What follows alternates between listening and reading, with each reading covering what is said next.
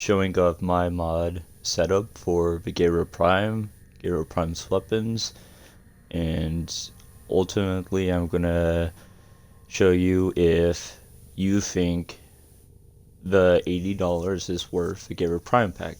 Now, $80 is obviously a very steep price, especially for those who don't have a job, so let's get right into this. Gara Prime. I've had the time and opportunity to get him to max rank. I even put a forma into him, got him to max rank again. I really just wanted to get, comfortable with his moveset. As most of you already know, his base version is already pretty fucking good. But his prime is just nutty. This right here, his rank 3 skill, if you put that down and you have an ability strength mod, an ability range, as well as ability efficiency, not only is your defense circle going to be fucking massive, but when you go ahead and go to break that, it can pretty much hit almost every enemy in the entire room of a Hydron mission. And this Warframe, I'm just going to set out, it is defense and survival. I would not use this on a capture mission, just because it's so energy reliant. I wouldn't even use this playing by myself. Like, I would only go into a defense mission or survival if I had 3 other people, just so I could get more energy. This guy is severely reliant on your abilities. Pretty much, you're gonna want to put down the shield, kill all the enemies that are inside, and if there's a lot of enemies outside your circle in a defense, which most of the time there is, you can use this Shattered Lash skill, throw it at the shield, it will break, and assuming you have ability range, the shards can hit a lot of enemies, if not all the enemies on the map. Like, it's actually pretty nutty. And the mods I have for this guy, let's go ahead and upgrade. These are the mods I have on him currently. Now, not all of these are mandatory. This is just my personal opinion on what I like playing with. But the mandatory mods for this guy is going to be Intensify, Transient Fortitude, Flow, and Streamline, and Stretch as well. Vitality, Redirection, and Fast Deflection. You do not need to have these mods. I just have these mods on for when I play solo, because if you don't have the energy to put up a shield playing solo, you're pretty much screwed if you don't have these 2 mods right here. And honestly, this is just personal preference. I don't have any. I just really don't have any.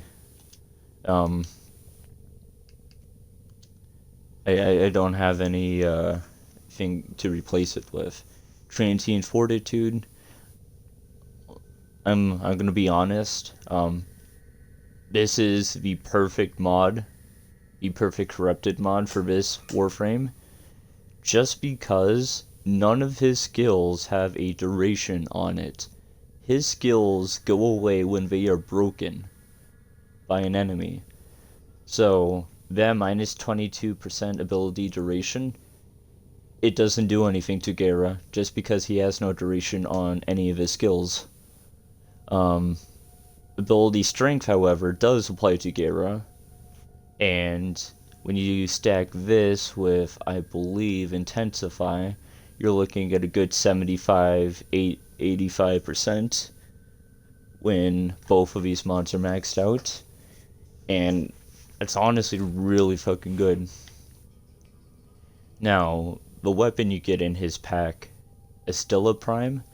Now, this is a shotgun that shoots glass. And you're thinking to yourself, oh, I don't really care for shotguns that much. This is a rapid fire shotgun that shoots as fast as a slow LMG. And it actually packs a heavy punch. I don't have too many mods for shotguns, but this is, again, my personal preference on what I have. 90% damage point blank. I think that's a mandatory for any gun, really. 90% cold. I only have a cold on here just because of this mod right here, chilling reload. 60% cold, 40% reload speed. I am looking at a total of like what, 150% cold, 160% cold. I'm not good at math, don't judge me. Status chance, so I can proc the cold more. And then blunderbuss, 90% critical chance. The only mod I'm missing is critical damage, and that's another one you're gonna want on here. Overall, I think it's an amazing weapon. I'll do some gameplay with it later on in a separate video. This is the last thing you get. Well, this is the last weapon you get from the Gara Prime pack, and it's honestly, in my opinion, one of my favorite weapons to use. Boldness Prime is pretty much a glass great axe, and the aesthetic on it is amazing, and the gameplay with it is also amazing. Every attack is pretty much a heavy attack downward, but it swings extremely fast if you have Fury. Even if you don't have Fury, it still swings really fast. The mandatory mods I would have on here, 20% lifesteal. Well, I mean, this isn't necessary, I guess. It's just another one of my personal preferences. But a mandatory would be attack speed with Fury, melee damage, status duration, and these two. Honestly, these three up here are completely optional. So you're going to want attack speed, melee damage, crit chance, and crit damage. If you get these 4 basic mods, you're going to hit like a goddamn truck. Like, it's just honestly insane. Hold on, I wonder what this is. Okay. Don't mind me being stupid.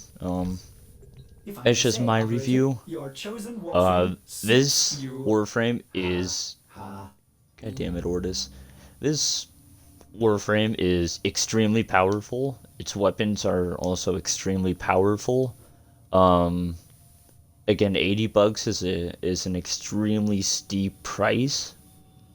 I mean, a very steep price. I mean, that's more money than most AAA games, and I'm not sure if a lot of you are keen on spending that much money on a free-to-play game. But if you were to spend money, I would honestly do it on this pack. It's just absolutely nutty. This is the best, or this is one of the best, if not the best, defensive / survival warframes out there. And you'll also get the 2600 platinum too, which in itself is absolutely amazing. Especially if you're a newer player and you're looking to buy something.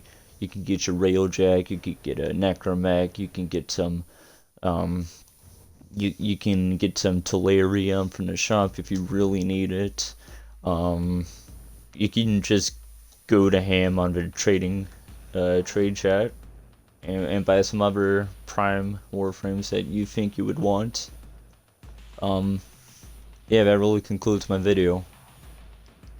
And I appreciate all you guys for watching this far, if you have, and I will see you guys in the next video. See ya.